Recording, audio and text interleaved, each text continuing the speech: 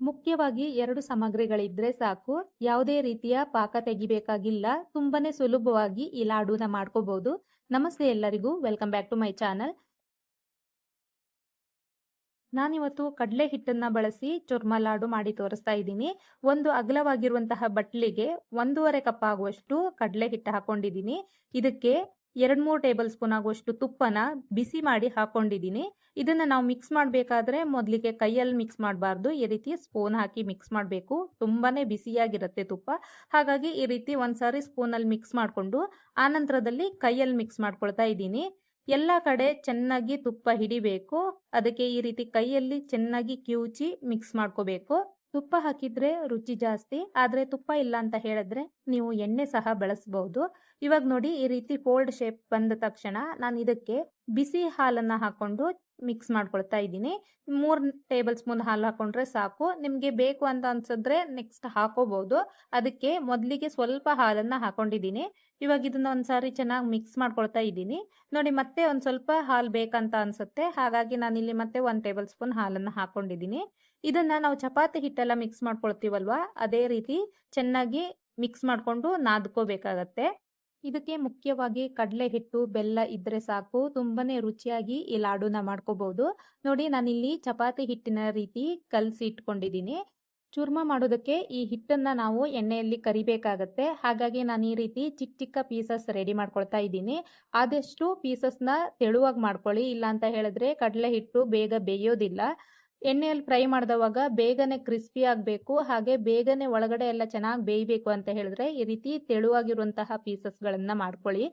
ಇಲ್ಲ ಅಂತ ಹೇಳಿದ್ರೆ ನಾವು ನೆಕ್ಸ್ಟ್ ತಿನ್ಬೇಕಾದ್ರೆ ಲಾಡು ಹಸಿ ಹಸಿ ಅಂತ ಅನ್ಸುತ್ತೆ. ಕಡಲೆ ಹಿಟ್ಟು ಫ್ಲೇವರ್ ಎಲ್ಲ ಗೊತ್ತಾಗತ್ತೆ ನಮಗೆ, ಅವಾಗ ಚೆನ್ನಾಗಿ ಅನ್ಸೋದಿಲ್ಲ. ಹಾಗಾಗಿ ಈ ರೀತಿ ತೆಳುವಾಗಿರುವಂತಹ ಪೀಸಸ್ಗಳನ್ನ ರೆಡಿ ಮಾಡಿ ಇಟ್ಕೊಂಡಿದ್ದೀನಿ. ಇವಾಗ ಎಣ್ಣೆ ಬಿಸಿಯಾಗಿದೆಯಾ ಇಲ್ವಾ ಅಂತ ಹೇಳಿ ಚೆಕ್ ಮಾಡಿಕೊಂಡು ಈ ಕಡಲೆ ಹಿಟ್ಟಿನ ಪೀಸ್ಗಳನ್ನ ಹಾಕೊಳ್ತಾ ಇದ್ದೀನಿ. ಎಣ್ಣೆ ಒಂದ್ಸಾರಿ ಬಿಸಿ ಆದ್ರೆ ಸಾಕು. ನೆಕ್ಸ್ಟ್ ನಾವು ಇದನ್ನ ಲೋ ಫ್ಲೇಮ್ ಅಲ್ಲಿ ಚೆನ್ನಾಗಿ ಗರಿ ಆಗೋ ತನಕ ಫ್ರೈ ಮಾಡ್ಕೋಬೇಕಾಗತ್ತೆ.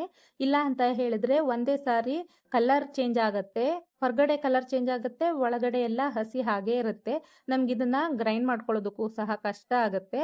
ಹಾಗೆ ಟೇಸ್ಟು ಅಷ್ಟೇ ತುಂಬಾ ಚೆನ್ನಾಗಿ ಬರೋದಿಲ್ಲ. ಹಾಗಾಗಿ ಈ ರೀತಿ ನಾವು ಲೋ ಫ್ಲೇಮ್ ಅಲ್ಲಿ ಗರಿ ಆಗೋ ತನಕ ಫ್ರೈ ಮಾಡ್ಕೋಬೇಕು. ಮತ್ತೆ ಈ ರೀತಿ ಒಂದ್ಸಾರಿ ಮಧ್ಯೆ ಮಧ್ಯೆ ಕೈ ಆಡಿಸ್ತಾ ಇರಿ. ಇಲ್ಲ ಅಂತ ಹೇಳಿದ್ರೆ ಈವನ್ ಆಗಿ ಎಲ್ಲಾ ಕಡೆ ಒಂದೇ ಕಲರ್ ಬರೋದಿಲ್ಲ.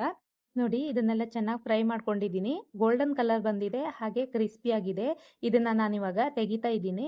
ಇದೇ ರೀತಿ ಇನ್ನು ಉಳಿದಿರುವಂತಹ ಪೀಸ್ಗಳನ್ನು ಸಹ ಗರಿ ಆಗೋ ತನಕ ಚೆನ್ನಾಗಿ ಫ್ರೈ ಮಾಡ್ಕೊಳ್ತಾ ಇದ್ದೀನಿ. ನೋಡಿ, ನಾವು ಈ ರೀತಿ ಹಾಕಿದವಾಗ ಈ ಪೀಸ್ಗಳಲ್ಲಿ ತುಂಬಾ ನೊರೆ ಬರ್ತಾ ಇರುತ್ತೆ. ಇದು ಕರೆಕ್ಟ್ ಆಗಿ ಕ್ರಿಸ್ಪಿಯಾಗಿ ಬೇಯ್ತಾ ಬಂದ ಹಾಗೆ ಇದರಲ್ಲಿರುವಂತಹ ನೊರೆ ಎಲ್ಲ ಕಡಿಮೆ ಆಗುತ್ತೆ. ಆವಾಗ ನೀವು ಈ ಪೀಸ್ಗಳನ್ನ ಎಣ್ಣೆಯಿಂದ ತೆಗಿಬಹುದು. ನೋಡಿ, ಇದನ್ನ ಹೀಗೆ ಗ್ರೈಂಡ್ ಮಾಡ್ಕೊಳ್ಳೋದಕ್ಕಾಗೋದಿಲ್ಲ. ಇದು ಕಂಪ್ಲೀಟ್ ಆಗಿ ತಣ್ಣಗಾಗೋದಕ್ಕೆ ಬಿಡಬೇಕು. ಇದೆಲ್ಲ ತಣ್ಣಗಾದ ನಂತರ ನಾವು ಇದನ್ನ ಮತ್ತೆ ಚಿಕ್ಕ ಚಿಕ್ಕ ಪೀಸಸ್ ಆಗಿ ಮಾಡ್ಕೋಬೇಕು. ನೋಡಿ, ಈ ತರ ನಾನು ಕೈಯಲ್ಲೇ ಈ ರೀತಿ ಚಿಕ್ಕ ಚಿಕ್ಕದಾಗಿ ಪೀಸ್ ಮಾಡಿ ಇಟ್ಕೊಳ್ತಾ ಇದ್ದೀನಿ. ಈ ರೀತಿ ಮಾಡ್ಕೊಂಡ್ರೆ ನಮ್ಗೆ ಗ್ರೈಂಡ್ ಮಾಡ್ಕೊಳ್ಳೋದಕ್ಕೂ ಸಹ ತುಂಬಾನೇ ಈಸಿ ಆಗತ್ತೆ, ಬೇಗ ಚೆನ್ನಾಗಿ ಗ್ರೈಂಡ್ ಆಗತ್ತೆ. ನೋಡಿ, ಈ ರೀತಿ ಪೀಸ್ ಮಾಡ್ಕೊಂಡಿದ್ದೀನಿ. ಇದೆಲ್ಲವನ್ನ ಮಿಕ್ಸಿ ಜಾರ್ಗೆ ಹಾಕೊಳ್ತಾ ಇದ್ದೀನಿ. ಇದನ್ನ ಚೆನ್ನಾಗಿ ಗ್ರೈಂಡ್ ಮಾಡ್ಕೊಂಡು ಪೌಡರ್ ಮಾಡ್ಕೋಬೇಕಾಗತ್ತೆ. ತುಂಬಾ ನೈಸ್ ಆಗಿ ಪೌಡರ್ ಮಾಡ್ಕೊಳ್ಳೋದು ಬೇಡ. ನಮ್ ಚಿಕ್ಕ ಚಿಕ್ಕ ರವ ಬರುತ್ತಲ್ವಾ, ಲಾಡು ಮಾಡೋ ರವ, ಆ ರೀತಿ ಆದ್ರೆ ಸಾಕಾಗತ್ತೆ. ಹಾಗೆ ಸ್ವಲ್ಪ ದೊಡ್ಡ ದೊಡ್ಡ ತರಿ ಸಹ ಇರಬಾರ್ದು. ನೋಡಿ, ಈ ತರ ನಮ್ಗೆ ಟೆಕ್ಸ್ಚರ್ ಗೊತ್ತಾಗತ್ತೆ, ಕೈಯಲ್ಲಿ ಮುಟ್ಟಿದ್ರೇನೆ ಗೊತ್ತಾಗತ್ತೆ. ಈ ರೀತಿ ಪೌಡರ್ ಮಾಡ್ಕೋಬೇಕು. ಇದನ್ನ ನಾನಿವಾಗ ಒಂದು ಪ್ಲೇಟ್ಗೆ ಟ್ರಾನ್ಸ್ಫರ್ ಮಾಡ್ಕೊಳ್ತಾ ಇದ್ದೀನಿ. ಇವಾಗ ಇದಕ್ಕೆ 2 ಟೇಬಲ್ ಸ್ಪೂನ್ ಆಗುವಷ್ಟು ಗಸಗಸೆನ ಡ್ರೈ ರೋಸ್ಟ್ ಮಾಡಿ ಹಾಕೊಳ್ತಾ ಇದ್ದೀನಿ. ಇದು ಕೂಡ ಆಪ್ಷನಲ್, ನಿಮ್ಗೆ ಇಷ್ಟ ಇದ್ರೆ ಹಾಕೋಬಹುದು. ನೆಕ್ಸ್ಟ್ ನಾನು ಒಂದು ಪ್ಯಾನ್ಗೆ 3 ಟೇಬಲ್ ಸ್ಪೂನ್ ಆಗುವಷ್ಟು ತುಪ್ಪ ಹಾಕೊಂಡಿದ್ದೀನಿ. ತುಪ್ಪ ಬಿಸಿ ಆಗ್ತಾ ಇದ್ದ ಹಾಗೆ ಇದಕ್ಕೆ 2-3 ಟೇಬಲ್ ಸ್ಪೂನ್ ಆಗುವಷ್ಟು ಒಣ ದ್ರಾಕ್ಷಿ ಹಾಕೊಂಡಿದ್ದೀನಿ. ಒಂದು 50 ಭಾಗದಷ್ಟು ಫ್ರೈ ಮಾಡ್ಕೊಂಡ ನಂತರ ನಾನು ಇದಕ್ಕೆ ಕಟ್ ಮಾಡಿರುವಂತಹ ಬಾದಾಮಿ ಸೇರಿಸ್ಕೊಳ್ತಾ ಇದ್ದೀನಿ. ನಾನಿಲ್ಲಿ ಸಿಪ್ಪೆ ತೆಗೆದು ಕಟ್ ಮಾಡಿರುವಂತಹ ಬಾದಾಮಿ ಯೂಸ್ ಮಾಡಿದ್ದೀನಿ. ಇದ್ರ ಜೊತೆಗೆ ಕಟ್ ಮಾಡಿರುವಂತಹ ಗೋಡಂಬಿ ಹಾಕೊಂಡು ಚೆನ್ನಾಗಿ ಫ್ರೈ ಮಾಡ್ಕೊಳ್ತಾ ಇದ್ದೀನಿ. ಬಾದಾಮಿ ಗೋಡಂಬಿ ಎಲ್ಲ ಗೋಲ್ಡನ್ ಕಲರ್ ಬರೋ ತನಕ ಚೆನ್ನಾಗಿ ಫ್ರೈ ಮಾಡ್ಕೋಬೇಕು. ನೋಡಿ, ಈ ತರ ಫ್ರೈ ಮಾಡಿದ ನಂತರ ಇದನ್ನ ನಾನು ಚುರ್ಮಗೆ ಹಾಕೊಳ್ತಾ ಇದ್ದೀನಿ. ಪ್ಯಾನ್ ಅಲ್ಲಿ ತುಪ್ಪ ಏನಿದೆ ಅದನ್ನ ಹಾಗೆ ಬಿಡಬೇಕು. ಇದನ್ನ ಒಂದ್ಸಾರಿ ಚೆನ್ನಾಗಿ ಮಿಕ್ಸ್ ಮಾಡ್ಕೊಳ್ತಾ ಇದ್ದೀನಿ. ಪ್ಯಾನ್ ಅಲ್ಲಿ ಆಲ್ರೆಡಿ 1 ಟೇಬಲ್ ಸ್ಪೂನ್ ಆಗುವಷ್ಟು ತುಪ್ಪ ಇದೆ.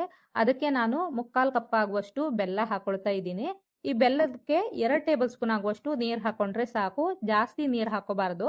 ಇದನ್ನ ನಾವೇನು ಪಾಕ ಮಾಡ್ಕೋಬೇಕಾಗಿಲ್ಲ. ಜಸ್ಟ್ ಬೆಲ್ಲ ಎಲ್ಲ ಕರೆಕ್ಟಾಗಿ ಮೆಲ್ಟ್ ಆದರೆ ಸಾಕಾಗುತ್ತೆ. ಈ ಲಾಡುನ ಒಬ್ಬೊಬ್ರು ಒಂದೊಂದು ರೀತಿಯಲ್ಲಿ ಮಾಡ್ತಾರೆ. ನೀವು ಬೆಲ್ಲದ ಬದಲಾಗಿ ಸಕ್ಕರೆ ಸಹ ಯೂಸ್ ಮಾಡ್ಬೋದು. ಆದರೆ ಬೆಲ್ಲ ಹಾಕಿದ್ರ ರುಚಿನೇ ಬೇರೆ. ನೋಡಿ, ಈ ರೀತಿ ಮೆಲ್ಟ್ ಮಾಡ್ಕೊಂಡಿರೋ ಬೆಲ್ಲನ ನಾನು ಹಾಕೊಂಡಿದ್ದೀನಿ. ಬೆಲ್ಲ ತುಂಬ ಬಿಸಿಯಾಗಿರೋದ್ರಿಂದ ಈ ರೀತಿ ಸ್ಪೂನಲ್ಲಿ ಮಿಕ್ಸ್ ಮಾಡ್ಕೊಳ್ತಾ ಇದ್ದೀನಿ. ಇದನ್ನ ಒಂದು ಅರ್ಧ ನಿಮಿಷ ಹಾಗೆ ಬಿಡಬೇಕು. ಬೆಲ್ಲ ತುಂಬಾನೇ ಬಿಸಿಯಾಗಿರುತ್ತೆ, ಹಾಗಾಗಿ ಸ್ವಲ್ಪ ಆರಿದ ನಂತರ ಈ ರೀತಿ ಕೈಯಲ್ಲಿ ಮಿಕ್ಸ್ ಮಾಡ್ಕೊಳ್ತಾ ಇದ್ದೀನಿ.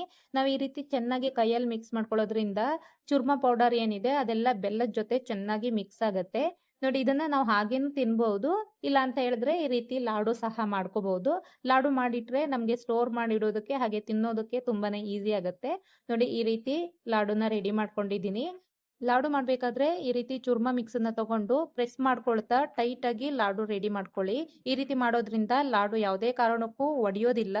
ಹಾಗೆ ಎಷ್ಟು ದಿನ ಬೇಕಾದ್ರೂ ಇದನ್ನ ಸ್ಟೋರ್ ಮಾಡಿ ಇಟ್ಕೋಬಹುದು. ನೋಡಿ, ಯಾವುದೇ ರೀತಿಯ ಪಾಕ ಮಾಡಬೇಕಾಗಿಲ್ಲ. ಯಾರು ಬೇಕಿದ್ರೂ ಕೂಡ ಈ ಲಾಡುನ ಪ್ರಿಪೇರ್ ಮಾಡಬಹುದು. ತುಂಬಾನೇ ಸುಲಭ, ಹಾಗೆ ಟೇಸ್ಟ್ ತುಂಬಾ ಅಂದ್ರೆ ತುಂಬಾನೇ ಚೆನ್ನಾಗಿರುತ್ತೆ. ಹಬ್ಬಗಳಿಗೆ ಮುಂಚಿತವಾಗಿ ಇದನ್ನ ಮಾಡಿಟ್ಕೋಬಹುದು. ಒಬ್ಬೊಬ್ಬರಿಗೆ ಬೇಸನ್ ಲಾಡು ಅಂದ್ರೆ ಇಷ್ಟ ಆಗೋದಿಲ್ಲ, ಆದ್ರೆ ಈ ಲಾಡು ಟೇಸ್ಟ್ ತುಂಬಾನೇ ಚೆನ್ನಾಗಿರುತ್ತೆ. ಎಲ್ರಿಗೂ ಕೂಡ ತುಂಬಾ ಇಷ್ಟ ಆಗತ್ತೆ. ಇದನ್ನ ಟ್ರೈ ಮಾಡಿ ಕಮೆಂಟ್ ಮಾಡಿ ತಿಳಿಸಿ. ವಿಡಿಯೋ ಇಷ್ಟ ಆದ್ರೆ ಲೈಕ್ ಮಾಡಿ. Thanks for watching.